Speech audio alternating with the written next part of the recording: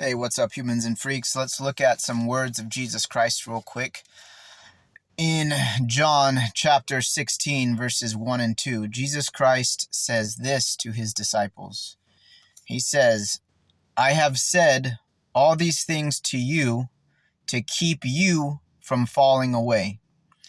They will put you out of the synagogues. Indeed, the hour is coming when whoever kills you will think he is offering service to God. So if you go back one chapter and a couple chapters, John chapter 15, the first verse here in chapter 16, when Jesus says, I have said all these things to you to keep you from falling away. You got to read before that. So read John chapter 15 to get all these things that Jesus is talking about. So Jesus is encouraging his disciples. He's telling them a lot of things that they should not only do, but how they should think and what they should be like, what they should keep their mind on, because he knows that his disciples are going to go through a very, very challenging time.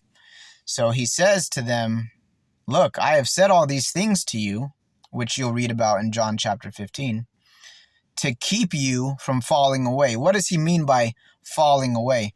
He means falling away from him, from faith in him, in Jesus Christ. So Jesus Christ is telling his disciples, look, I've said all these things to you, my fellow Christians, to keep you from falling away from me, Jesus Christ, to keep you from falling away from your faith, to keep you secure, to keep you strong, to keep you grounded in God and not fall away from your faith in Jesus Christ, not turn your back on Jesus Christ, not turn your back on God, because Christians can fall away from their faith. Christians can turn their back on God. I know it's popular. The popular teaching in pretty much America amongst most professing Christian churches is that once you have been saved, you cannot ever lose your salvation or forfeit your salvation. But that is not true. Now, again, this is an in-house debate. Just because you are a Christian pastor who teaches that you cannot lose your salvation or forfeit your salvation or give up your salvation or become apostate or fall away, you're wrong. You're teaching something that is wrong, but that does not automatically make you a false Christian or a false teacher. You have a false teaching that says Christians cannot forfeit their salvation or lose their salvation. That's a false teaching, but that doesn't make you specifically a false teacher, because a false teacher has to teach things that are another gospel, another Jesus Christ, another Holy Spirit. So the Bible talks about a false Jesus, a false gospel, and a false Holy Spirit. So when you talk about false teachers, what makes a false teacher a false teacher? Well, there's a few things, but the main things are they teaching a false Jesus Christ, a false Holy Spirit, or a false gospel? But to get back to what Jesus said here, and then he says in verse 2, so I want you to look up John chapter 16, verses 1 and 2. Jesus says again, I have said all these things to you to keep you from falling away. They will put you out of the synagogues. So in our, modern American world here in 2024, I'm talking to you Christians here in America 2024. Replace synagogue with church buildings, okay? So they will put you out of the church buildings. Indeed, the hour is coming when whoever kills you will think he is offering service to God. So check this out. This has happened all throughout history. The true Church of Jesus Christ has nothing to do with a building or an organization or a 501c3 corporation or a nonprofit. Forget all that crap. That's all man-made stuff, guys. The Church of Jesus Christ is people.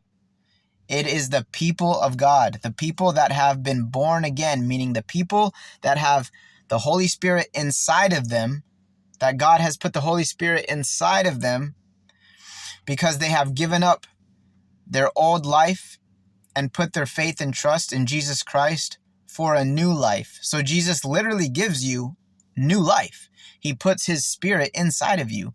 And that causes you to start to think like Jesus, to desire like Jesus, to behave like Jesus, to be like Jesus Christ. That's why you have to be born again. And it's a spiritual rebirth. So throughout history, you've had predominantly, it's been the Catholic Church. The Roman Catholic Church has murdered millions and millions and millions of Christians over the centuries because they are evil. The Roman Catholic system is evil. Now, that doesn't mean every individual person inside that Roman Catholic Church system is evil, but the system itself is evil. And the vast majority of the leadership in the Roman Catholic system are devils, guys, including the Pope. He's the biggest devil of them all. The Pope is a protector of human trafficking, child trafficking, and child pedophilia. Pedophilia. That's what pedophilia is. It's the sex abuse of children. So Pope Francis, the one right now, he protects all the pedophiles that are priests, and he moves them around from parish to parish. He just keeps moving them. He covers it up. He himself is one, guys. I mean, anyway, that's a whole other video. But the point is that Jesus Christ, he warns his disciples, look, who's they? They are the establishment. So let's hop into modern day 2024 America, okay? When you look around America and all the churches of America, what do most people think of? They think of a building, an organization, a 501c3 corporation, a nonprofit organization. That's who they are. The people running the show. Because a lot of times it is a show. It's not real. It's a show. So don't get it twisted, guys. If you are a born-again Christian living in these very, very last days, these very, very last years, don't be surprised if your pastor is the one who murders you. If your pastor is the one who kills you. If your pastor is the one who turns you over to the government authorities to get beheaded by the beast system, the satanic beast system. And you think I'm being dramatic? No, I'm not. Look up clergy response teams. This is official government documentation. Department of Homeland Security. Look up clergy response teams. What this is you have a federal government agency that is in bed with the church systems of America. Ah, what a surprise. You have the federal, satanic, evil government in bed with your church systems and networks and organizations and 501c3 corporations, okay? And they are called clergy response teams. You have pastors who are really just government agents. And why shouldn't they be? They have a government-operated church building system organization called a 501c3 corporation, which requires you to have a certain affiliation and tie with the government. Tax breaks, so on and so forth, okay? Now, that doesn't mean every 501c3 corporation, church incorporated, is evil, but a lot of them are. So, look, your pastor could be your greatest enemy. So that's why you have to test them and you have to watch them because they're paid. A lot of them, they're paid. Some are non-paid, but most are paid. And they're going to protect their system, their organization, and their brand, and yada, yada, yada, yada. So Jesus warned you ahead of time, they will murder you. So be careful. be discerning and watch out.